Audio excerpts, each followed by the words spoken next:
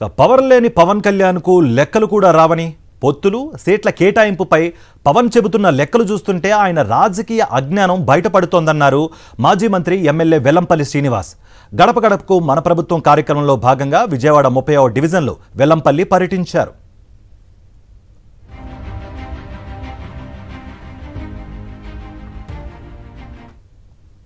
జగన్మోహన్ రెడ్డి గారు అవసరమైతే మంచి చేస్తారు తప్ప ఏ ఒక్కరికి చెడు చేసే పరిస్థితి ఉండదు. ఎందుకంటే చంద్రబాబు కానీ పవన్ కళ్యాణ్ కానీ మిగతా పార్టీలు పేదవారిని చూసి ఉండలేవు. ఎప్పుడైనా చంద్రబాబు 14 ఏళ్ల జీవితంలో ఎప్పుడైనా ఇన్ని మంచి పథకాలు ఇచ్చాడా? ఇక పవన్ కళ్యాణ్ పరిస్థితి అయితే మరీ చెప్పుకోవాల్సిన పని లేదు. అటు 23 కాదు, ఇటు 24 కాకుండా 25 కాకుండా 24కి వచ్చాడు అతను.